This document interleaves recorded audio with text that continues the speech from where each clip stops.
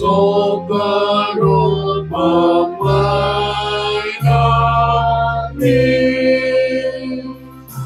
Ai musumi pisaduna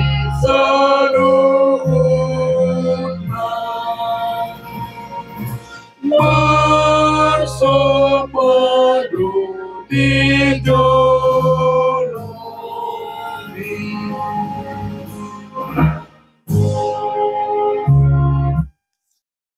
Kita berdoa, kasih karunia dan damai sejahtera dari Allah Bapa dan dari anaknya Tuhan Yesus Kristus menyertai kamu sekalian. Amin. Shalom Bapak Ibu, mari kita mendengarkan firman Tuhan hari ini sebelum kita beraktivitas. Sebelum kita melakukan aktivitas kita, mari kita sebentar 5 menit memberikan waktu kita untuk mendengar firman Tuhan. Yesaya 66 ayat 18. Aku mengenal segala perbuatan dan rancangan mereka, dan aku datang untuk mengumpulkan segala bangsa dari semua bahasa, dan mereka itu akan datang dan melihat kemuliaanku. Allah yang guahu saya rodo manikir jadi-jadian dohot sakap nasidai, lahu papungun nasa bangso parbigu dohot dila, gabiro nasida jala idaun hamuliauku. Demikian firman Tuhan. Saudaraku, judul renungan kita hari ini adalah rancangan Tuhan. Sebuah pemikiran di saat kita memikirkan, merancang, dan membuat program dalam hidup kita. Baik itu anak-anak, baik itu rumah tangga, baik itu di sekolah maupun di gereja maupun negara ini.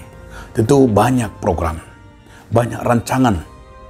Tapi jauh lagi yang mau dikatakan oleh firman Tuhan hari ini. Rancangan Tuhan itu jauh lebih indah. Dan rancangan itu sudah dibentuk oleh Tuhan bagi kita sendiri. Namun kita sebagai orang percaya, orang yang taat dan takut kepada Tuhan, bagaimana hidup kita menurut pola Tuhan. Ini yang perlu.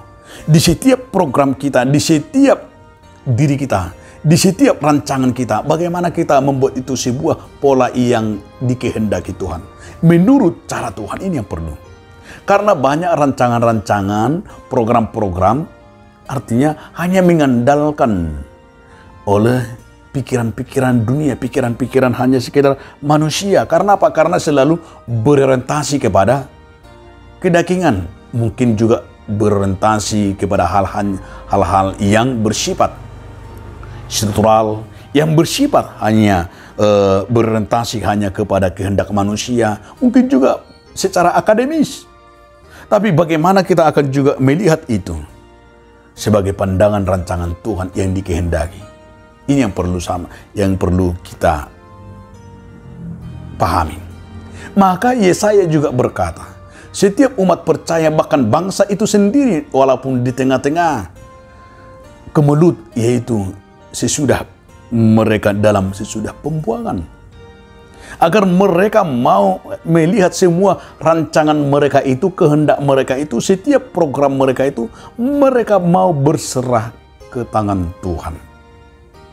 Artinya kehidupan umat itu sekalipun hebat, kehidupan mereka sekalipun sejahtera, sekalipun luar biasa, agar mereka mau menyatakan dan menyerahkan seluruhnya ke dalam tangan pemeliharaan Tuhan. Ini yang menjadi dasar kita hidup dengan prinsip program dan prinsip rancangan kita. Agar kiranya setiap rancangan-rancangan kita itu terus-menerus berserah hanya ke dalam tangan Tuhan.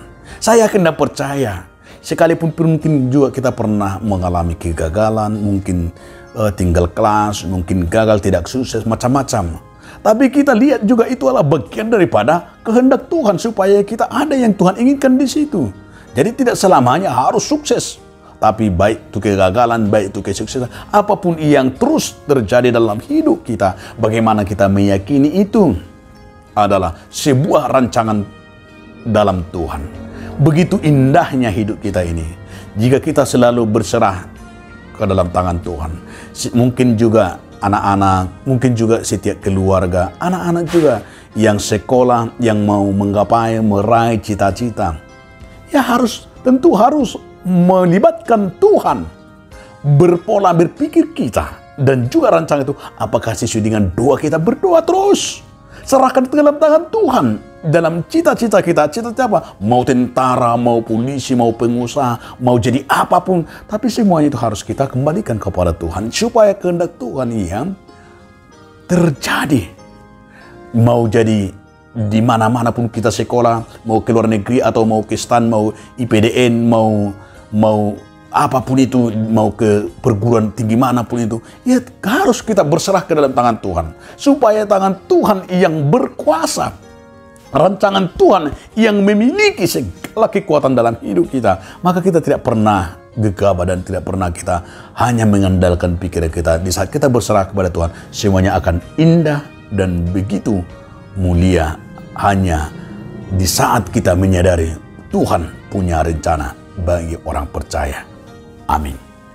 Terima kasih Tuhan atas firman, mengingatkan kami agar kami selalu menyerahkan rancangan kami hanya ke dalam tangan Tuhan. Amin.